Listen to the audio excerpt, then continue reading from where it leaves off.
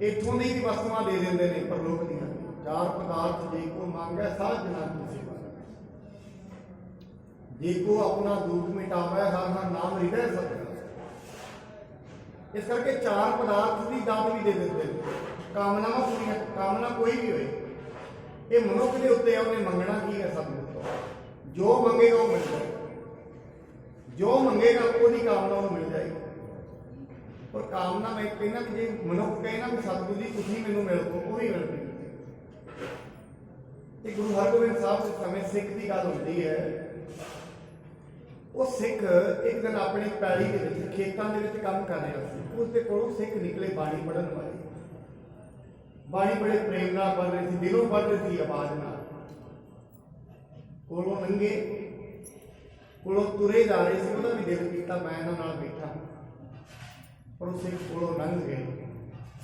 कुछ जिहड़ा उहदा अकीदा सी वो सखी सरवरियां सी। इस करके सिख कहते भाई तेरे को असीं नहीं कर सकते। अपनी माता को गया, अपनी मां को कहता मां जेडे मेरे को खेत च मैनूं आके मिले कि बंदगी करने वाले सी, सच्चे दिलों करते थे, बाणी पढ़ते किसी हृदय तो दिलों। कहते महाराज मां मैनूं ते दरवेशां वर्गे लगे सी, मेरा दिल करता है मैं उन्होंने गुरु को मिला कि मैनूं मिलणगे किवें। मां कहती ये बहुत आसान है, वेरी सिंपल। कहते किवें? कहते जिहड़ा गुरु हुंदा पीर हुंदा उहदे विच दया ते करुणा हुंदी है। जे उन्हां विच करुणा होएगी तूं इहनूं अपने खेत विच ही काम करिया कर, इत्थे ही याद करिया कर, वो इत्थे ही आ जाणगे। कमाल हो गई, एडे वड्डे गुरु होण ते मेरे कोल ही आ जाणे। कहते नहीं, वो वड्डा छोटा नहीं वेखदे हुंदे, वो ताई ते वड्डे ने, वो वड्डा छोटा वेखदे ही नहीं। जो वड्डा छोटा वेख रहे हजे उहदे कोल है ही कुछ नहीं है। जिहड़ा वेख वेख के दे रहा सब कुछ उहदे कोल कुछ नहीं है। कहते वो नहीं वड्डा छोटा वेखदे, वो तो श्रद्धा वेखदे ने, प्रेम वेखदे ने। ਉਹਦੀ मां कहती बेटा थोड़ा जिहा गुड़ लै ला ते आप 1 रुपया इनू बल अपने पल्ले नाल ते रोज़ उन्होंने याद कर, वो तेरे कोल आउणगे ते उन्होंने गुड़ छकाई ते कहीं सतगुरु जी गुड़ बनाया है छपो आके क्या रुपया उन्होंने सामने कर देना। रोज़ अपने खेतों में काम करता है, हल बोंदा है, नाल गुरु गुरु करके याद करता है। इधर महाराज कहने लगे कहते सिखो असीं जाना है उधर। महाराज कहते महाराज उधर तो अपना काम ही कोई, कहते जाना है वैसे ही। सतगुरु जी चल पे घोड़े पे तुरे, नाल नाल सिख ने। घोड़े की आवाज़ सुनी, अगे पिंड का चौधरी खड़ा सी। कहते भाई असीं वो फलाने सिंह नूं मिलना है, फलाने सिंह। कहते अच्छा वो बड़ा चौधरी सारा दिन तो एवं तुरया फिरदा है, वो है अगे कमला जो वही तुरी फिरदा, उन्होंने मिल लो जाके। महाराज कहते एवं नहीं कहीदा, जे तेरे मूँह चो चौधरी निकले तो चौधरी बन जाएगा, ये बड़ी वड्डी गल है। जे रब ने उन्होंने बनाना है तो बना देगा। सतगुरु जी महाराज के वचन वैसे ही साधु बोले सह सुभाए, सह सुभाए। महाराज ने कहते बन जाएगा, कोई नहीं, चौधरी भी बन जाएगा। चले गए महाराज साहब ਉਹਦੇ ਕੋਲ, घोड़े की पैरों की आवाज़ सुनी, सोचता सतगुरु जी आ गए। अखां दे विचों प्यार का विराग का जल बह पड़े। कहता सतगुरु जी मैं नहीं सोचा कभी जिंदगी तुसीं आओगे, पर सतगुरु महाराज तुसीं आ गए हो। पैरों के पै गया महाराज ने। महाराज को इन्ना विराग आया, याद ही ना रहा भी अज कोई मैं नाल नहीं करता ही खवा दा। महाराज कहते भाई असीं तो गुड़ खाण आए हैं, गुड़ कट पहला और रुपया लिया जो तू बनिया हुआ है। कहते ठीक है महाराज गुड़ खवाया। महाराज गुरु हरगोबिंद साहब जी ने गुड़ खवाया तो जो रुपया बाहर लेके रखा। कहना महाराज मेरे घर चलो। ठीक है चल पैने, चले गए घर। घर गया जाके की देखता, मां कहती पुत्र तू लै दे इन्हों आया नाल ते गुरु जी ने 15 भी नाल नहीं, इन्हों वेख के सारे पिंड नहीं आ जाने। तू इन्हों कह भी बैठा भी रोटी खा के जाए, हम रोटी पकेगी कितों, है तो है नहीं घर कुछ, गरीबी नहीं है। देखो जो किसी की गरीबी तो जो बनतर है भी बनती है, साथ जो कट्टी जानी है। सतगुरु जी महाराज ने देख लिया कि ये अंदरों दौड़ रहा है, ये को है कख नहीं। गुरु जी गए अंदर, वो माता को कहते हैं जो कुछ है वही बना लो, उत्ते कपड़ा धर के बनाई चलो, सतगुरु महाराज विराम करनगे। कोई नहीं मुकना नहीं है। खाओ खर्चो राल मिल भाई, टोट ना आवे बदो जाई। टोट नहीं होती बददा ही जाना है। महाराज गुरु हरगोबिंद साहब कहते एक बाल्टी से मैनू फड़ाओ मैं वरताउणा। सिख बह गए, एक बाल्टी महाराज ने फड़ ली नाल वरताई। सारे पिंड में संगत लंगर छकदी है। हुण अज दे हिसाब नाल ना जे बुद्धि के तल से सोचीए, दिमागी तल से, लॉजिक के तल से, ये गल इलॉजिकल लगेगी। पर लॉजिक भी वड्डे लॉजिक नाल सोचीए, ये गल बिल्कुल ऑथेंटिक लगेगी। मैं दो गल्लां कहियां ने, लॉजिक नाल सोचीए, तर्क नाल सोचीए ते अतर्क लगेगी।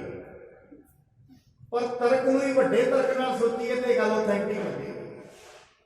भाव दिमाग नूं वड्डा करके सोचीए, क्योंकि दुनिया ते ये चमत्कार नहीं, चमत्कार भी तो हुक्म विच ही ने। जिहड़ा मैं कहंदा ना नहीं सतगुरु जी हुक्म तो बाहर नहीं गए, ਇਹਦਾ मतलब तेरे को तो हुक्म की लिस्ट है पूरी, ਕਿਹੜਾ हुक्म होंदा है रब दा, तेरे को लिस्ट होनी चाहिए पूरी। तो गुरु नानक साहब तो कहते हुक्म ना कहा जाए, तो कहते हुक्म तो बाहर नहीं। हुण ਇਹਦਾ मतलब तो कहते हुक्म तो कहा ही नहीं जा सकता, हुक्म कितना क वड्डा है। ये जो कुछ होंदियां ने बख्शिशां ये हुक्म में ही होंदियां ने, हुक्म तो बाहर नहीं होंदियां। ये जो कुछ भी होंदा है हुक्म च ही होंदा है। इस करके इत्ते कदे तर्क नहीं करनी।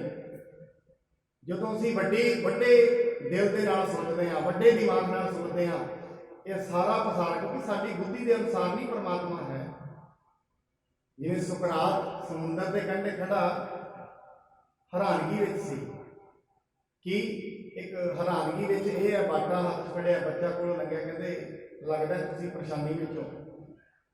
ਕਹਿੰਦੇ ਪਰੇਸ਼ਾਨੀ ਕੀ ਹੈ? ਕਹਿੰਦੇ मैं आ बाटे ਦੇ ਵਿੱਚ ਸਮੁੰਦਰ ਭਰਨਾ ਚਾਹੁੰਦਾ। ਉਹ ਕਹਿੰਦਾ कमाल है, बाटे ਵਿੱਚ ਸਮੁੰਦਰ नहीं आएगा।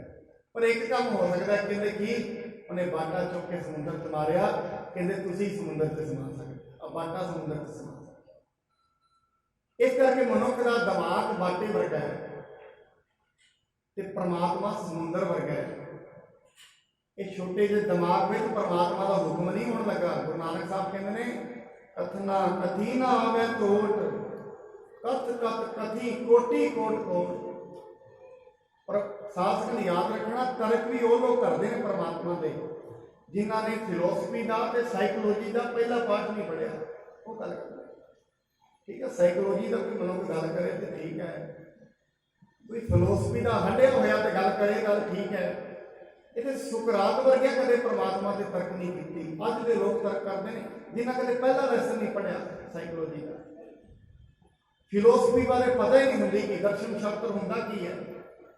एक छे शास्त्रां दे ज्ञाता हुए ने, उन्होंने कदे परमात्मा की करनी ते तर्क नहीं किया। छोटे छोटे मनुख परमात्मा के चमत्कारां ते, ये चमत्कार नहीं वह हुक्म ही है भी। सो सतगुरु जी महाराज जेडे बड़े विशाल ने, असीं सतगुरु नूं एक मनुखा की दृष्टि में नहीं रख सकते। विशाल हुंदा है सतगुरु, मनुख की बुद्धि छोटी हुंदी है, गुरु विशाल हुंदा है। इस करके जेडे विशाल दे नाल जुड़ जाते हैं परमात्मा दे नाल, वो परमात्मा वर्गे ही हो जाते हैं। बड़े भाग जागे अब तेरे, जिस ते चहत दर्श गुर हेरे। हुण भाई कल्याणा जी कहते हैं तेरे भाग जागे ने, ताई ते तू गुरु के दर्शनों की मंग करता है। बड़े भाग ने, क्योंकि वड भागी हर संगत पावै। ये भाग जागे ने तेरे। पूर्व कर्म अंकुर जब प्रगटे, कोई ऐसा कर्म अंकुर प्रगट होया, भेटे उपर ग्रस पैर कहते तेरा कोई कर्म जाग गया है, तेरे दिल दे विच भावना जागी है, मैं सतगुरु जी के दर्शन करा।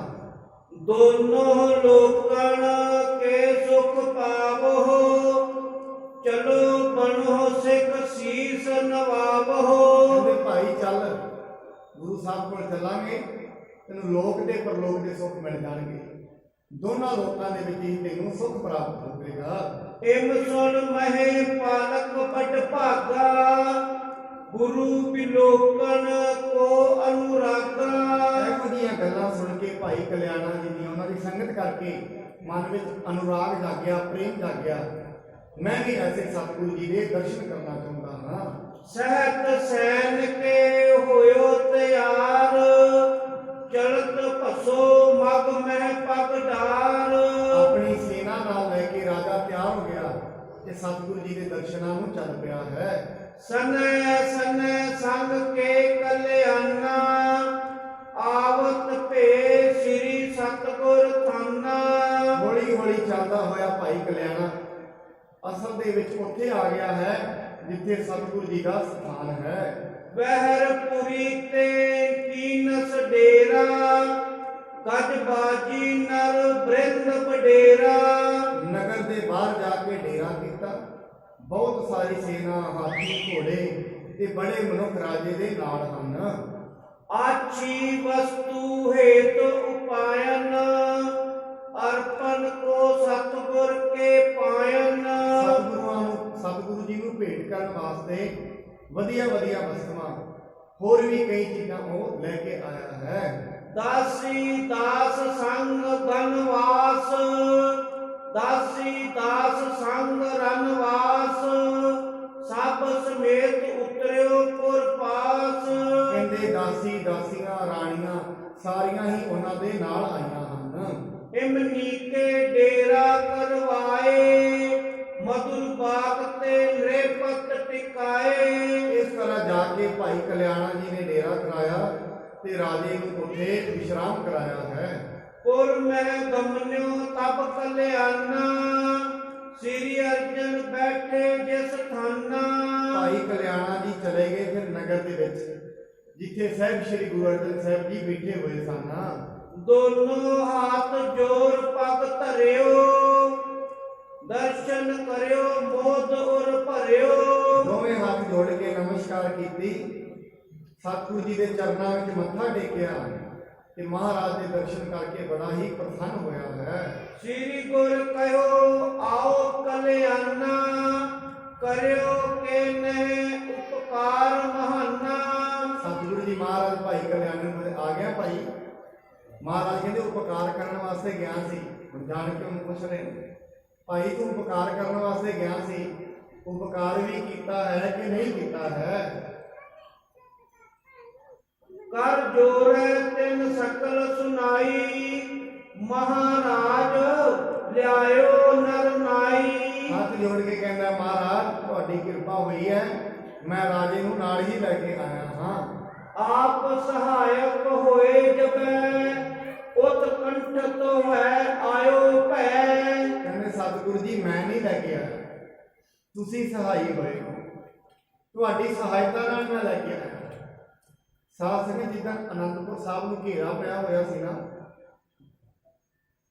ਉੱਥੇ ਮਹਾਰਾਜ ਪਹਾੜੀ ਰਾਜਿਆਂ ਨੇ ਵਿਉਂਤ ਬਣਾਈ ਕਿ ਗੁਰੂ ਗੋਬਿੰਦ ਸਿੰਘ ਮਹਾਰਾਜ ਜੀ ਦੇ ਕਿਲੇ ਨੂੰ ਅਸੀਂ ਪ੍ਰਸ਼ਾਦੀ ਹਾਥੀ ਬੜਾ ਉਸ ਸਮੇਂ ਹਾਥੀ ਦਾ ਯੂਜ਼ ਟੈਂਕ ਦੀ ਤਰ੍ਹਾਂ ਕੀਤਾ ਜਾਂਦਾ ਸੀ ਵੀ ਜਿਹੜਾ ਹਾਥੀ ਹੈ, ਹਾਥੀ ਨੂੰ ਸ਼ਰਾਬ ਪਿਆਈ ਗਈ, ਧਵੀਆਂ ਬੀੜੀਆਂ ਗਈਆਂ, ਇਹ ਹਾਥੀ ਜਾ ਕੇ ਸਿੱਧੀ ਟੱਕਰ ਮਾਰੇਗਾ ਅਨੰਦਪੁਰ ਦੇ ਕਿਲੇ ਵਿੱਚ, ਗੇਟ ਟੁੱਟ ਜਾਏ।